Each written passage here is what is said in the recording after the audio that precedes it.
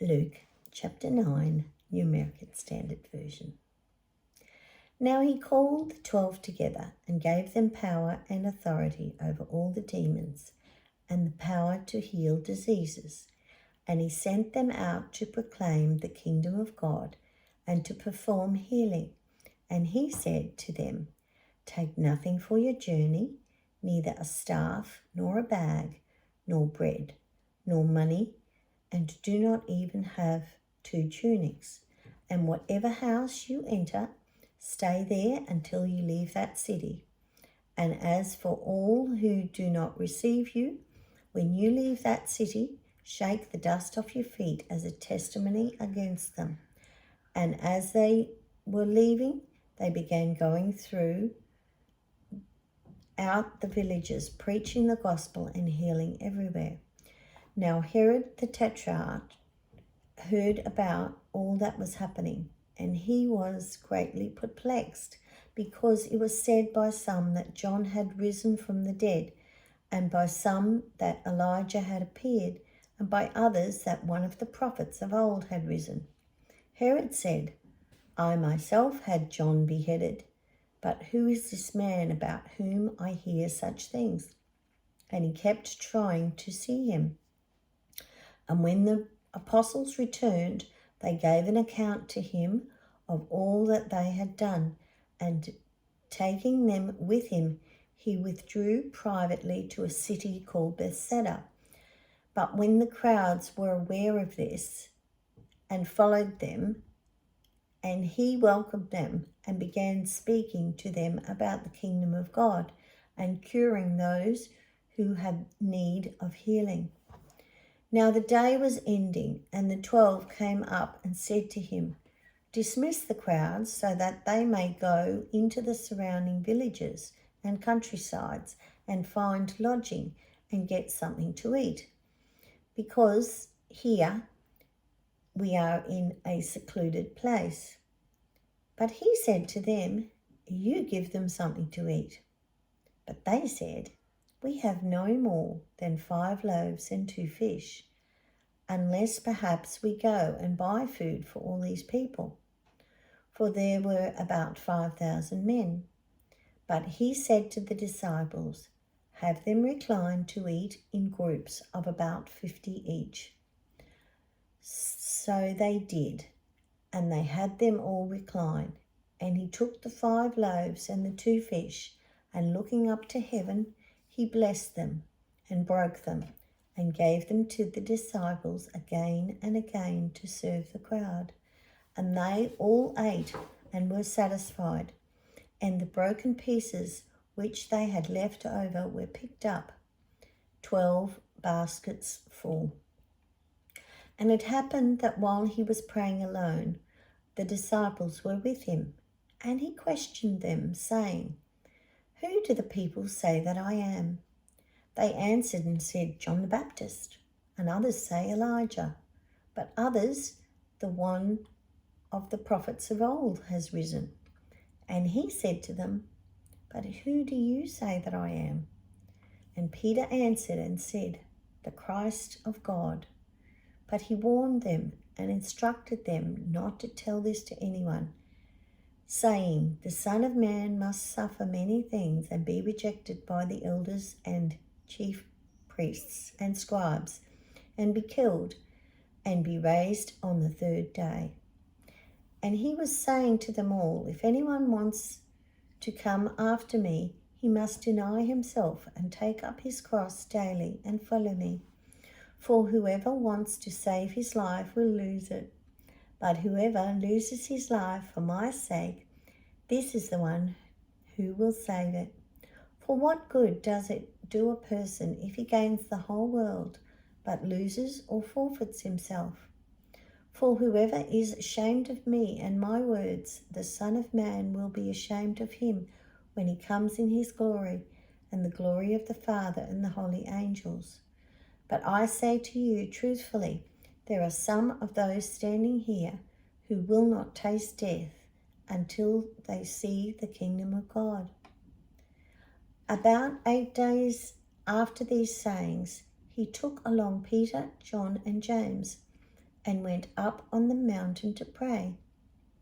And while he was praying, the appearance of his face became different, and his clothing became white and gleaming. And behold, 2 men were talking with him, and they were Moses and Elijah, who appeared in glory, were speaking of his departure, which he was about to accomplish at Jerusalem.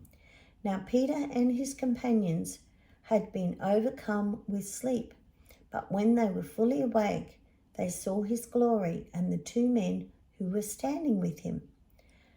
And as these 2 men were leaving him, Peter said to Jesus, "Master, it is good that we are here, and let's make 3 tabernacles, one for you, one for Moses, and one for Elijah," not realizing what he was saying. But while he was saying this, a cloud formed and began to overshadow them, and they were afraid as they entered the cloud. Then a voice came from the cloud saying, "This is my son, my chosen one. Listen to him." And when the voice had spoken, Jesus was found alone, and they kept silent and reported to no one in those days any of the things which they had seen. On the next day, when he came down from the mountain, a large crowd met him, and a man from the crowd shouted, saying, "Teacher, I beg you to look at my son, because he is my only son, and a spirit seizes him, and he suddenly screams, and it throws him into a convulsion, with foaming at the mouth, and only with difficulty does it leave him, mauling him as it leaves. And I begged your disciples to cast it out, and they could not." And Jesus answered and said, "You unbelieving and perverse generation, how long shall I be with you and put up with you? Bring your son here." Now while he was still approaching, the demon slammed him to the ground and threw him into a convulsion. But Jesus rebuked the unclean spirit and healed the boy and gave him back to his father. And they were all amazed at the greatness of God. But while everyone was astonished at all he was doing, he said to his disciples, "As for you, let these words sink into your ears, for the Son of Man is going to be handed over to men." But they did not understand this statement, and it was concealed from them so that they would not comprehend it, and they were afraid to ask him about this statement. Now an argument started among them as to which of them might be the greatest. But Jesus, knowing what they were thinking in their hearts, took a child and had him stand by his side. And he said to them, "Whoever receives this child in my name receives me, and whoever receives me receives him who sent me. For the one who is least among all of you, this is the one who is great." John answered and said, "Master, we saw someone casting out demons in your name, and we tried to prevent it because he does not follow along with us." But Jesus said to him, "Do not hinder him, for the one who is not against you is for you." When the days were approaching for his ascension, he was determined to go to Jerusalem, for he sent messengers on ahead of him. And they went and entered a village of the Samaritans to make arrangements for him. And they did not receive him because he was traveling towards Jerusalem. When his disciples, James and John, saw this, they said, "Lord, do you want us to command fire to come down from heaven and consume them?" But he turned and rebuked them, and they went on to another village. As they were going on the road, someone said to him, "I will follow you wherever you go." And Jesus said to him, "The foxes have holes and the birds of the sky have nests, but the Son of Man has nowhere to lay his head." And he said to another, "Follow me." But he said, Lord, permit me first to go and bury my father. But he said to him, Allow the dead to bury their own dead. But as for you, go and proclaim everywhere the kingdom of God. Another also said, I will follow you, Lord, but first permit me to say goodbye to those at my home. But Jesus said to him, No one, after putting his hand to the plough, looking back, is fit for the kingdom of God.